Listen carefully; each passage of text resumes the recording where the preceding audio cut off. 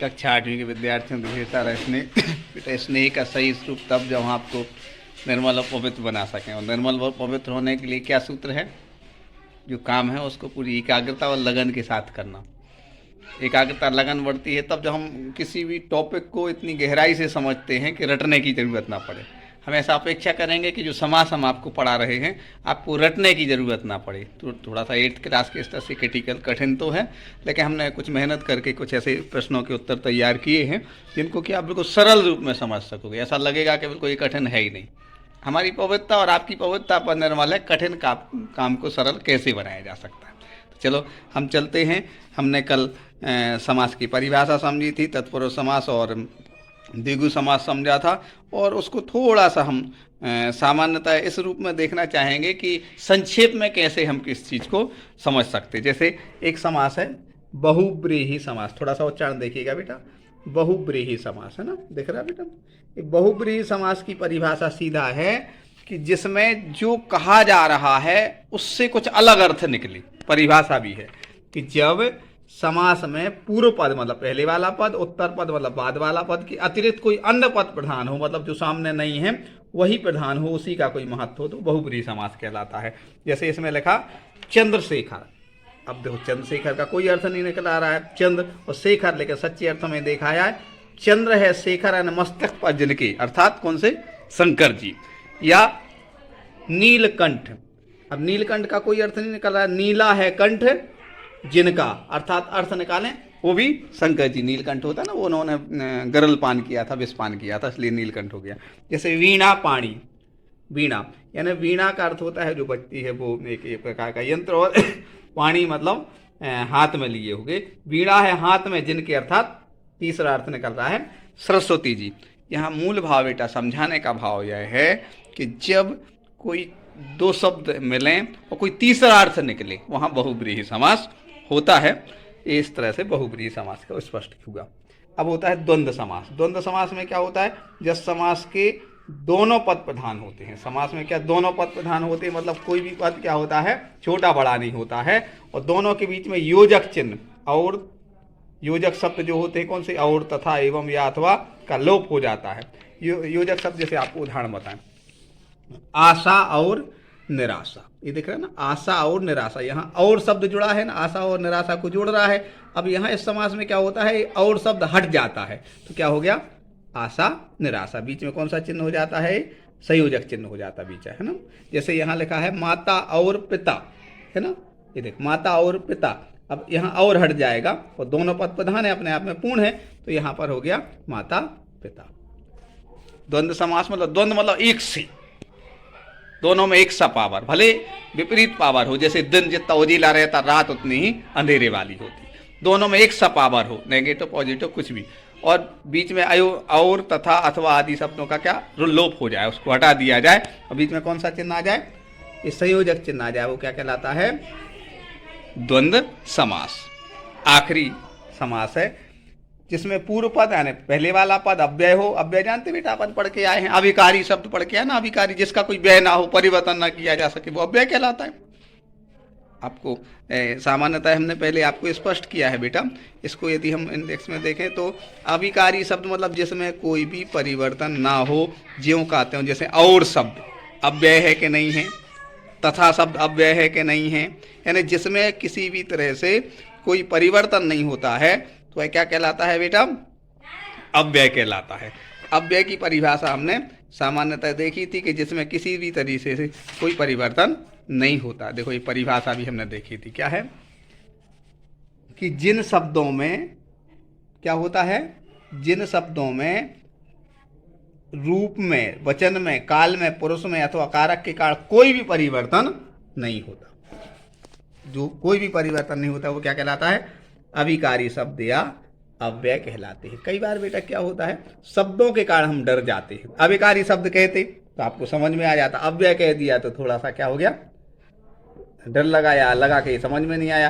तो पहले स्पष्ट यानी जिन शब्दों में किसी भी तरह से लिंग, वचन, कारक, पुरुष किसी प्रकार से परिवर्तन, कभी ऐसा नहीं पड़ा होगा औरी, औरों, और होता है, तथों, तथी, ऐसा नहीं, तथा, यथा कभी यथी नहीं पढ़ा होगा, यथन नहीं पढ़ा होगा, मतलब जो ज्यों के त्यों रहते, परफेक्ट रहते, कोई किसी भी तरह से परिवर्तन नहीं होता है, वह अव्यय कहलाती है। तो समास में वह पहला जो पद होता है, पूर्व वाला पद क्या होता है, अव्यय होता है। अव्यय होता मतलब जिसमें कोई परिवर्तन नहीं होता है वह। और दूसरे पद में क्या है, पूर्व पद अव्यय हो तथा उसके योग से बना समस्त पद जो अव्यय बन जाए, जैसे यथा संभव, दिख रहा है बेटा यथा, ये अब यथा क्या है बेटा, यथा है क्या, अव्यय है, और यह अव्यय यथा पूर्व पद है या यथा, और संभव बाद वाला पद हो, एक नया शब्द बन गया यथा संभव। यदि इसका हम समास विग्रह करेंगे क्या हो जाएगा, जैसा संभव हो। तो अव्ययी भाव समास में अपन को क्या कर समझना संक्षेप में, जिसका पहले वाला पद अव्यय हो। अव्यय कौन सा होता है, जैसे यथा और प्रति, भर, ये कोई परिवर्तन नहीं होता है इनमें, ये ज्यों का त्यों रहते हैं, ठीक है ना। जैसे आप, बड़ा आ गया, ये भी क्या है, अव्यय है बेटा। तो जो पहला पद अव्यय हो और उससे जो नया शब्द बन जाता है वह भी पूरा अव्यय हो जाता है, वह क्या माना जाता है, अव्ययी भाव समास माना जाता है। एक उदाहरण, हमने एक ही उदाहरण बार बार समझाएंगे आपको। यथा संभव, पहला पद अव्यय यथा हो गया, दूसरा पद संभव, इन दो से एक शब्द बना क्या, यथा संभव, ठीक है ना। हमें सामान्यतः समास को क्रीम मतलब जैसे कई बार होता है कि बहुत कोई बड़ी चीज़ हो तो उसका समरी कोई शॉर्ट में हम समझना चाहेंगे। इसको शॉर्ट में समझने का एक ही तरीका हमने सोचा है, जो हमने अभी लगभग 1 घंटे आपकी उसमें मेहनत भी की है, वो आपके लिए हम भेज रहे हैं। एक्सरसाइज अच्छे से कर लोगे, परीक्षा की आपकी पूरी तैयारी हो गई। आपने लगभग 20 मिनट का वीडियो, 5-7 मिनट का, कल 10 मिनट का वीडियो था और अभी 5-7 मिनट, यानी 15 मिनट का सार हम आपको 5 मिनट में एक्सरसाइज में यहाँ पर बता दे रहे हैं। तो ये 5 मिनट आप समझ लोगे, इसका अर्थ है कि आप पर समास परीक्षा में बन जाएंगे, ठीक है ना। बहुत क्रिटिकल कठिन नहीं आएगा, बिल्कुल संक्षेप आएगा, आपको ऐसा लगेगा इतना सरल था समास। बस एक्सरसाइज अच्छी से आप समझ लें। देखें, दिए गए विकल्पों में से सही विकल्प निशान लगाना है सही। जैसे राम भक्त लिखा बेटा, अब राम भक्त में सही क्या है, राम का भक्त। सही क्या है बेटा, राम का भक्त। राम के लिए भक्त नहीं होगा, राम में भक्त नहीं होगा, कॉमन सेंस बात है, राम का भक्त, इसमें सही निशान लगा दिया। कितना सरल हो गया, ठीक है।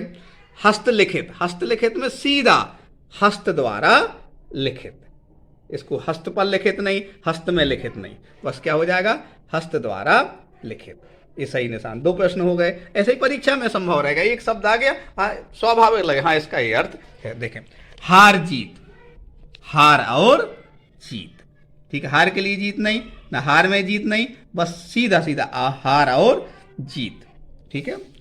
यथाशक्ति, देखो नवग्रह, नवग्रह को 9 शब्द आए हैं, मतलब संख्यावाचक है, तो यहां पर सीधा अर्थ भी हो जाएगा, इसमें क्या आ जाएगा, 9 ग्रहों का समाहार, 9 ग्रह मिल जाती है, तो नवग्रह हो गया, ठीक है ना। यथाशक्ति, अभी हमने समास समझा, कौन सा समास है, अव्ययी भाव समास है, तो इसमें सही यहाँ लगा ही दिया, इस पर अव्ययी भाव समास, ठीक है ना। अब आते हैं समास विग्रह, थोड़ा सा कठिन था, इसलिए हमने बच्चों की आसानी के लिए ऐसा ये पार्ट तैयार कर लिया, ताकि आपको हम भेजेंगे। तो जैसे प्रश्न 2 है, समास विग्रह कीजिए, समास का नाम लिखना है, जैसे लिखा है इसमें जन्म रोगी, परीक्षा में ऐसा आ सकता है, जन्म रोगी लिखा और उसमें आ जाए क्या कि आप इसका समास विग्रह कीजिए। समास विग्रह कीजिए मतलब उसको अलग अलग कीजिए, तो हमने यहाँ अलग कर दिया, जन्म से रोगी। और नए प्रश्न में थोड़ा और कठिन पूछ लिया, क्या समास का नाम भी लिखिए, तो ये तत्पुरुष समास है, क्योंकि इसमें पूर्व पद क्या है, सामान्य है और उत्तर पद प्रधान है, तो तत्पुरुष समास है। लेकिन परीक्षा में तो आपको सिर्फ बेटा संक्षेप आएगा, संक्षेप क्या आएगा, जन्म रोगी का समास विग्रह कीजिए, तो आप क्या लिख दोगे, जन्म से रोगी, इस तरह आएगा। देखें, जैसे इसमें आ जाए निडर, निडर बिना डर के, ये अव्ययी भाव समास है। या इसमें आया है शताब्दी, इसका समास विग्रह करना है, इसका 100 वर्षों का समाहार, इसे आब्दी भी कहते हैं, वर्षों को क्या कहते हैं, आब्दी।